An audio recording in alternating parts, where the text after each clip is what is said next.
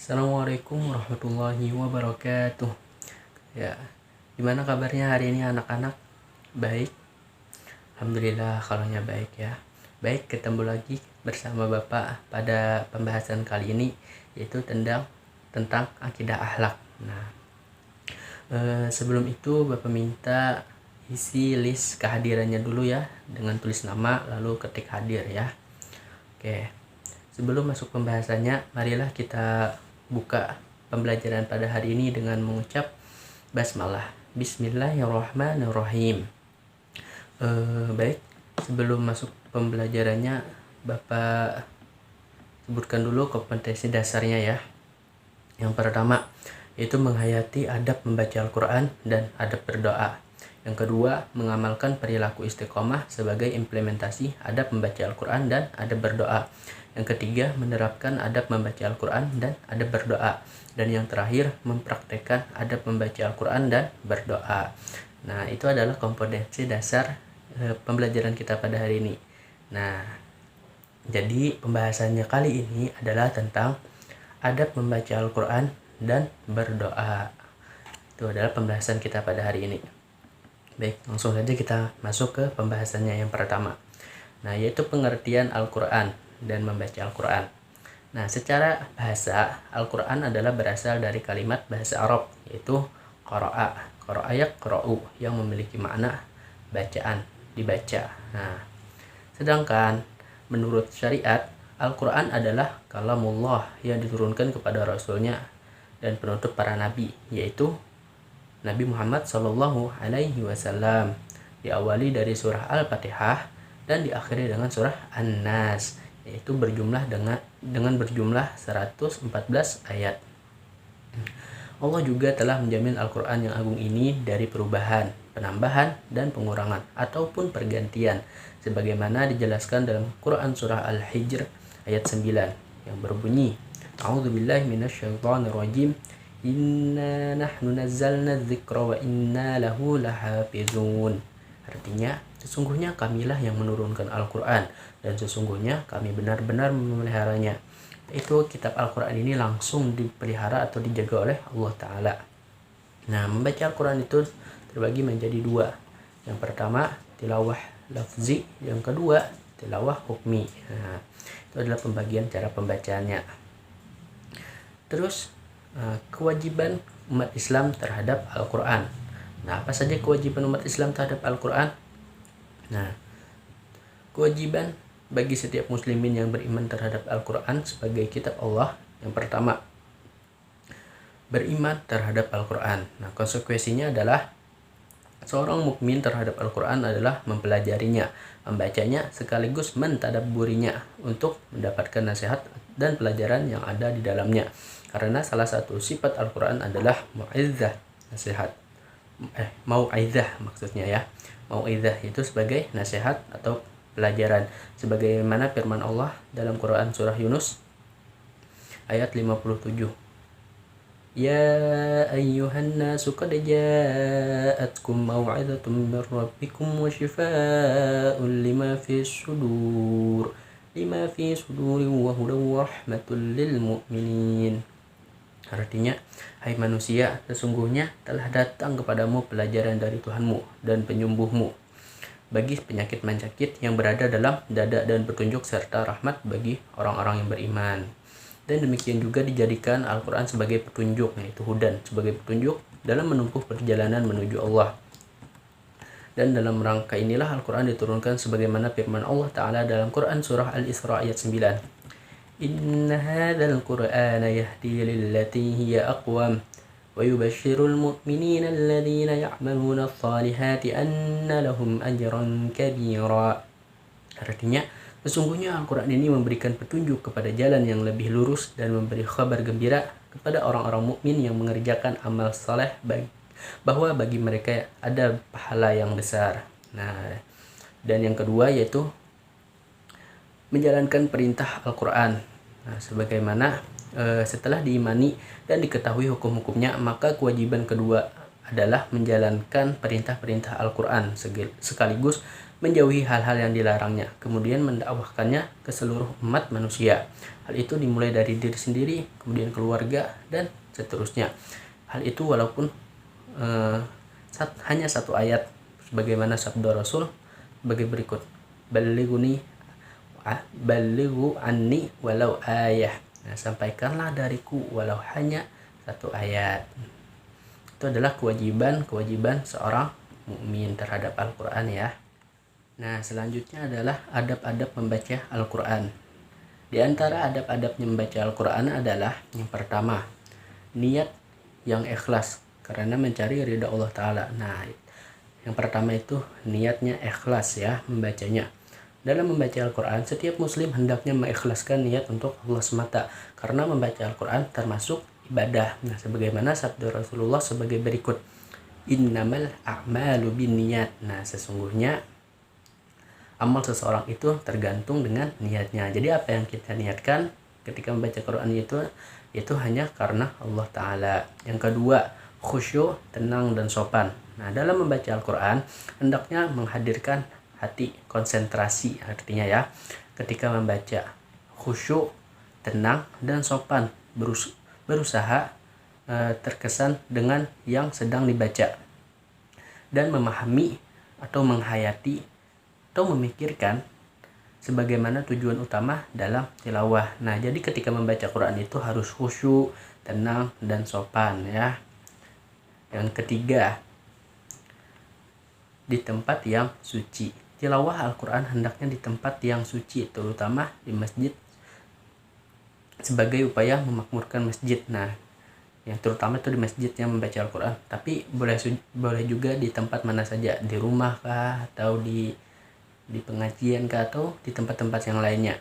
Nah, dilarang membaca Al-Quran itu di WC atau di tempat-tempat yang tidak pantas untuk membaca Al-Quran yang suci. Yang keempat, membaca dengan isti'adzah. Apa itu isti'adzah? Nah, isti'adzah itu adalah kalimat a'udzubillahi minasyaitonirrajim. Nah, itu adalah adabnya ketika membaca Al-Quran, membaca isti'adzah. Nah, supaya kita berlindung kepada Allah dari godaan syaitan. Yang kelima, membaguskan suara. Nah, membaguskan suara. Dalam membaca Al-Quran, seorang muslim hendaknya membaguskan suara, namun tidak melewati batas. Nah, dan juga tidak keria. Dan maksudnya itu tidak terlihat agar dilihat orang lain, dan juga tidak sum'ah ya, minta didengar orang lain. Nah, atau ujub, mengagumi diri sendiri, jangan ya.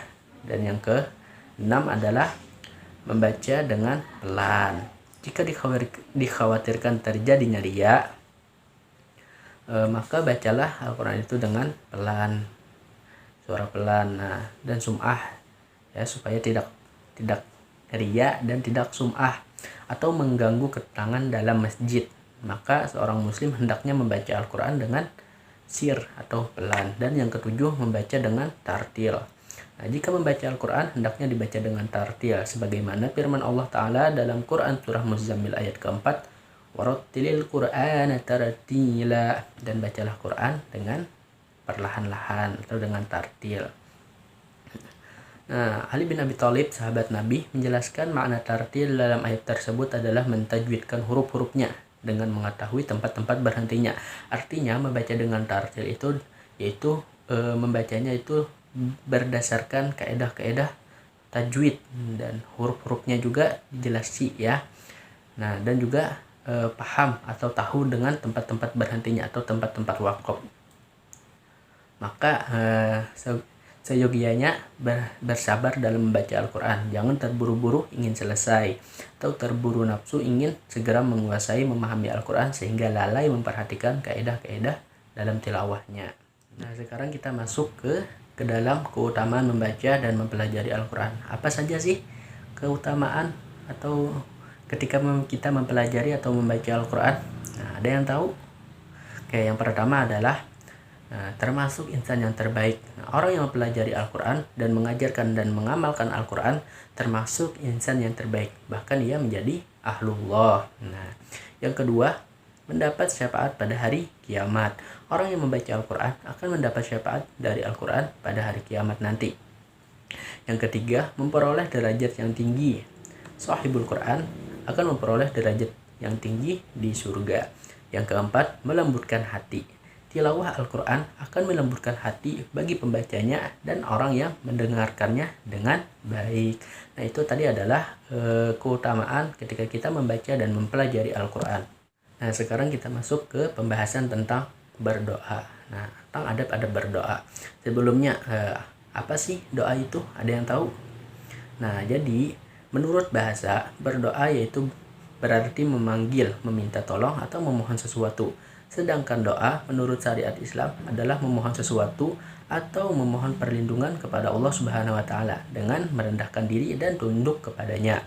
Sebagaimana firman Allah dalam Quran surah Al-Mu'min ayat 60. A'udzu billahi minasyaitonir rajim. Wa qala rabbukum ad'uni astajib lakum innal ladzina yastakbiruna an 'ibadati sayadkhuluna jahannama dakhirin.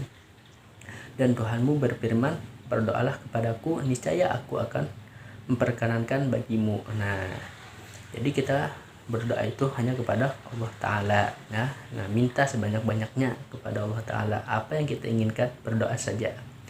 Nah, selanjutnya adalah manfaat berdoa. Nah, apa saja manfaat berdoa? Nah, ada yang tahu? Nah, yang pertama ketika kita berdoa yaitu manfaatnya adalah 1. Terhindar dari keputusasaan karena selalu berharap Allah memberikan sesuatu yang diinginkan. Yang kedua, terhindar dari sifat sombong dan takabur karena sesungguhnya tiada kekuatan yang melebihi Allah. Yang ketiga, menjadikan hati menjadi tentram dan tenang. Nah, hati kita jadi tentram dan tenang ketika kita berdoa kepada Allah Subhanahu wa taala. Yang keempat, merasa dekat dengan Allah Subhanahu wa taala. Dan yang kelima, Allah menyediakan tempat yang mulia di sisinya. Nah, ketika kita meminta kepada Allah Subhanahu wa taala. Nah, lapal doa apa saja sih? Lapalnya ketika kita berdoa itu bagaimana lapalnya? Nah, seperti itu. Nah, dalam berdoa, setiap orang diperbolehkan untuk memohon kepada Allah Subhanahu wa taala dengan bahasa sendiri. Karena Allah Maha mengetahui, termasuk mengetahui atas seluruh bahasa yang ada di dunia ini. Nah, ketika kita berdoa, kita tuh boleh berdoa itu menggunakan bahasa apapun, bahasa yang kita bisa. Misalkan kita pakai bahasa Banjar ya, pakai bahasa Banjar. Atau bisanya pakai bahasa Indonesia, nggak bisa bahasa Arab, ya pakai bahasa Indonesia aja. Nah, karena Allah Maha mengetahui. Nah, tetapi banyak juga doa yang indah jika diucapkan dan juga mudah dimengerti, diajarkan dengan menggunakan bahasa Arab. Nah, dan alangkah lebih baiknya kalau kalian bisa bahasa Arab.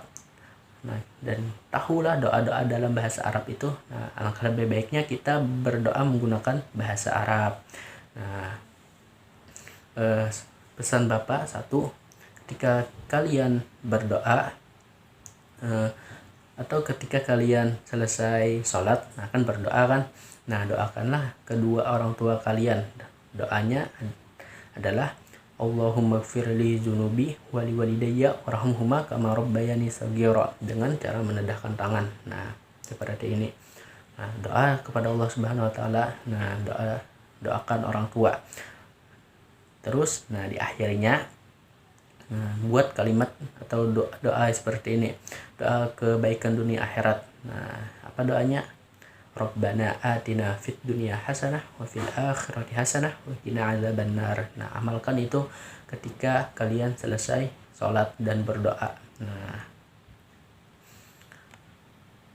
terus tata cara berdoa. Nah, bagaimana sih tata cara berdoa yang baik? Nah, jadi di sini akan Bapak beritahu tentang tata cara berdoanya. Ya, yang pertama, ada yang tahu bagaimana cara berdoanya? Nah, oke. Yang pertama itu dimulai dengan pujian terhadap Allah Subhanahu wa taala dan salawat kepada Nabi Muhammad sallallahu alaihi wasallam. Nah, pujian terhadap Allah itu bagaimana, Pak? Nah, pujian terhadap Allah itu yaitu dengan mengucap Alhamdulillah, alhamdulillah alamin. Nah, lalu sambung dengan salawat, alhamdulillah rabbil alamin. Wassalatu wassalamu ala asrafil anbiya'i wal mursalin sayyidina wa maulana Muhammadin wa ala alihi wa sahbihi ajma'in. Nah, mulai dengan kalimat seperti itu. Yang kedua, dilakukan dengan serius sambil mengangkat kedua tangan atau menadahkan kedua tangan. Nah, tadahkan kedua tangan seperti ini. Nah, yang ketiga, membaca doa hendaknya khusyuk dan dengan suara pelan. Nah, jangan yang keras-keras doanya, kasihan orangnya. Nah, dengan suara yang pelan saja. Allah Maha mendengar kok.